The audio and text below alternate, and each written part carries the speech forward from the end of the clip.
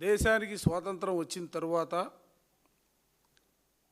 ఆంధ్ర రాష్ట్ర చరిత్రలో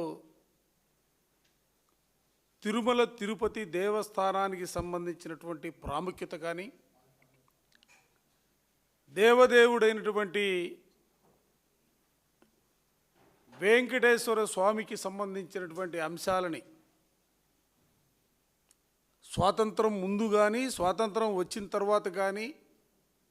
ఏ రాజకీయ పార్టీ అయినా ఏ ముఖ్యమంత్రి అయినా కూడా ఎప్పుడు కూడా ఓ పక్క రాజకీయ స్వలాభాల కోసం మరో పక్క తన ఆర్థిక ప్రయోజనాలని కాపాడుకోవడం కోసం దేవుణ్ణి కూడా పణంగా పెట్టినటువంటి వైనాన్ని చరిత్రలో ఇంతవరకు ఎప్పుడు కూడా చూడలా. ముఖ్యమంత్రిగా చంద్రబాబు నాయుడు గారు ప్రమాణ స్వీకారం చేసిన రోజు నుంచి కూడా గడిచిన 20 నెలలుగా ఈ రాష్ట్రంలో వెంకటేశ్వర స్వామి వారిని తిరుమల తిరుపతి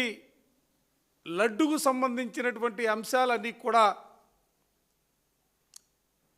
ఏ ఒక్కరు కూడా కంప్లైంట్ చేయకపోయినా ఏ ఒక్కరు కూడా అనుమానాలను వ్యక్తం చేయకపోయినా తనంతటగా తనే తిరుపతి లడ్డులో గొడ్డు మాంసం ఉందని, గొడ్డు కొవ్వు ఉందని, పంది కొవ్వు ఉందని,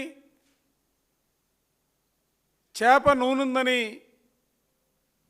లడ్డులన్నీ కూడా కలుషితమైపోయాయన్న రీతిలో ప్రచారానికి ఒడిగొట్టినటువంటి వైనాన్ని ప్రజాస్వామ్యాన్ని కాంక్షించే ప్రజాస్వామ్యవాదులు మాత్రమే కాదు, ప్రపంచవ్యాప్తంగా ఉన్నటువంటి హిందూ భక్తులందరూ కూడా ఇవాళ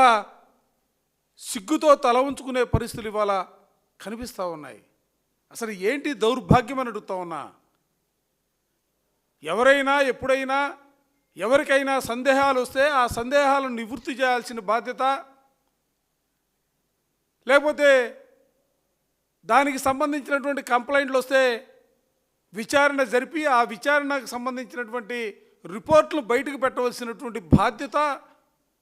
ప్రభుత్వాలపైన ఉంటుంది. కానీ దురదృష్టం ఏంటంటే ఇవాళ ఇక్కడ ఏ కంప్లైంట్ ఉండదు, ఎవరు అడగరు, తనంతటగా తనే, అది కూడా తెలుగుదేశానికి సంబంధించినటువంటి కార్యకర్తల సమావేశంలో పవిత్రమైనటువంటి తిరుమల తిరుపతికి సంబంధించినటువంటి లడ్డూ గురించి